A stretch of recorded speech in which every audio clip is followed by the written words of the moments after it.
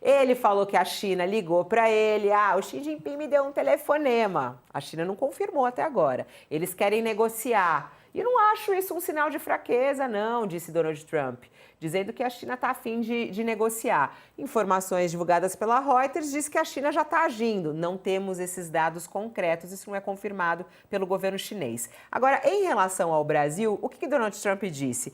Donald Trump disse que o Brasil, essa é muito curiosa, que o Brasil é um dos países que sobrevivem e ficam ricos.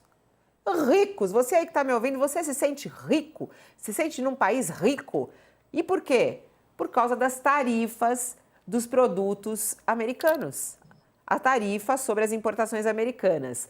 A fala exata de Donald Trump nessa entrevista, abre aspas, foi isso que a China fez com a gente. Eles nos cobram 100%. Se você olhar para a Índia cobra 100% a 150%. Se você olhar para o Brasil, se você olhar para muitos países, eles cobram e é assim que eles sobrevivem. É assim que esses países ficam ricos. A gente está rico por causa dos Estados Unidos, Josias? Ninguém me falou isso? O que o Trump fala não se escreve, não é, Fabiola?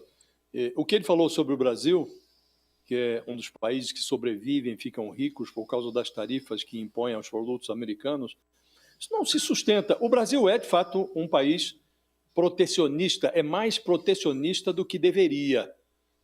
Seria razoável que o Brasil se abrisse para o comércio do mundo, até para impor alguma concorrência à indústria brasileira, que é muito ávida por privilégios e subsídios e fica de costas para a automodernização. Os privilégios, as tarifas impostas a produtos que vêm de fora permitem à indústria brasileira, algo que não ocorreu com o agronegócio. O agronegócio foi à luta e até com a ajuda do Estado também, por meio da Embrapa, se modernizou e hoje é uma potência mundial. A indústria brasileira, protegida, ultraprotegida, se beneficia dessas tarifas do Brasil. Agora, em relação aos Estados Unidos, o Trump não tem do que se queixar.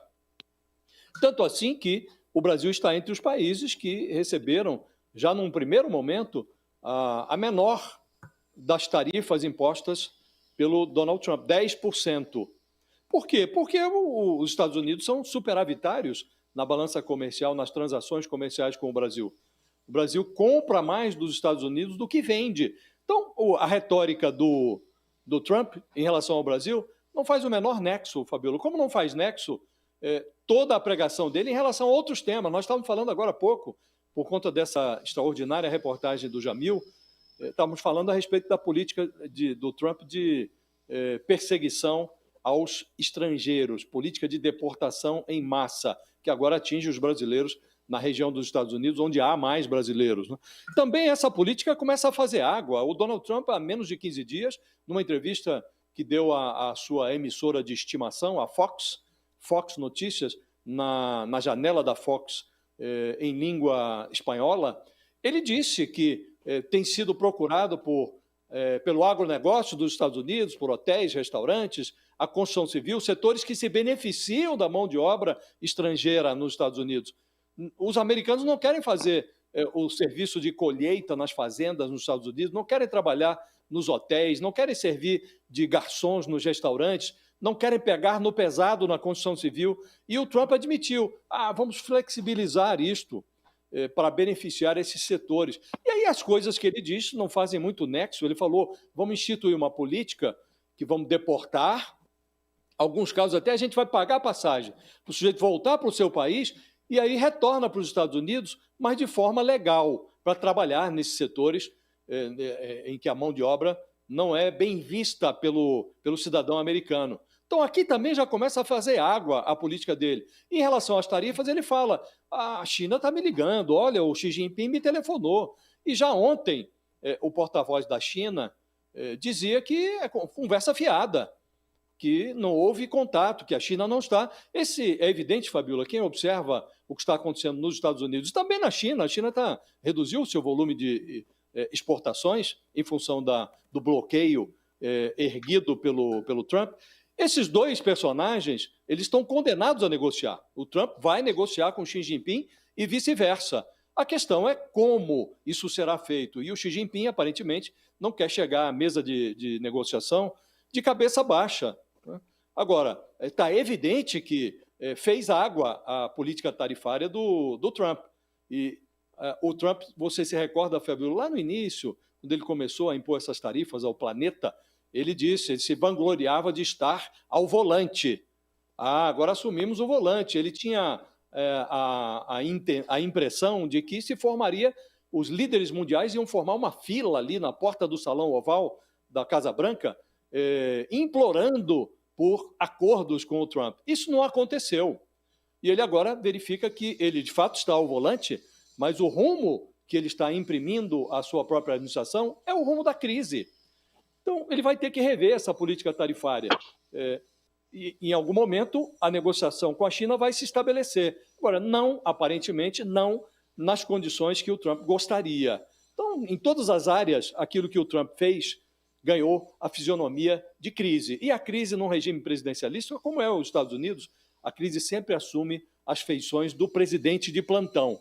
E o Trump está pagando o preço nas pesquisas, e se não providenciar um recuo, uma meia volta rapidamente, vai pagar também um preço que pode ser caro nas eleições de meio de mandato que ocorrerão no ano que vem para o Legislativo americano.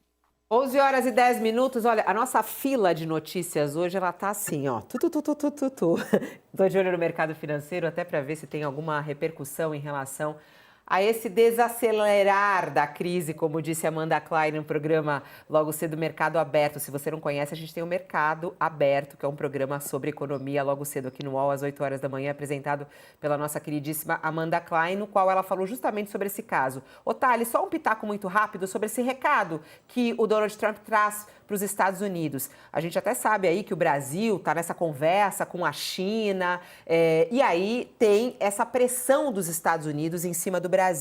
Ele, quando diz que a gente ganha dinheiro com os Estados Unidos, ele tem alguma razão nisso? Olha, o Trump está se voltando para o Brasil. E isso é muito ruim para os bolsonaristas. Por quê? O que ocorre? Veja só. Primeiro, esse tratamento que o Jamil mostra aos brasileiros, tratados como lixo, os imigrantes brasileiros, lá nos Estados Unidos.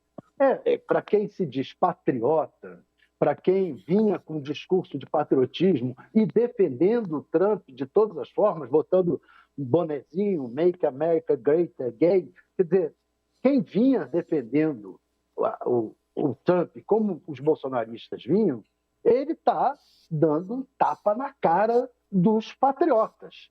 Um tapa na cara. Então, e aí vem com essa coisa de que o Brasil está rico e aumentar, e vou cuidar das tarifas do Brasil. O que ele está dizendo é isso, né? Olha, estou me voltando para o Brasil. O Brasil enriqueceu nas costas dos Estados Unidos. Os Estados Unidos, o Brasil é um dos poucos países com quem os Estados Unidos tem superávit nas negociações. Um dos poucos países com quem os Estados Unidos tem superávit. Então, o Trump, se voltar contra o Brasil, nesse momento, é uma covardia, e mais do que isso, ele vai perdendo, fazendo com que os aliados dele aqui se enfraqueçam, os bolsonaristas. Então, tem mais esse problema. Outro problema é o seguinte, as mentiras. O Trump mente descaradamente. Descaradamente. Ele está perdendo credibilidade lá dentro. Não é só entre as pessoas que votaram ou pensaram em voltar a votar nele, como também no mercado. O mercado americano já não vê o Trump com a mesma confiança que via antes. Pensou em elegê-lo, elegeu, e agora, será que nós cometemos um grande erro? Porque ele está começando a prejudicar muito os americanos. Então, Trump está no caminho que só resta para ele, que é o caminho da mentira, da fantasia, da bolha, de falar para a bolha. A bolha parece que está começando a furar.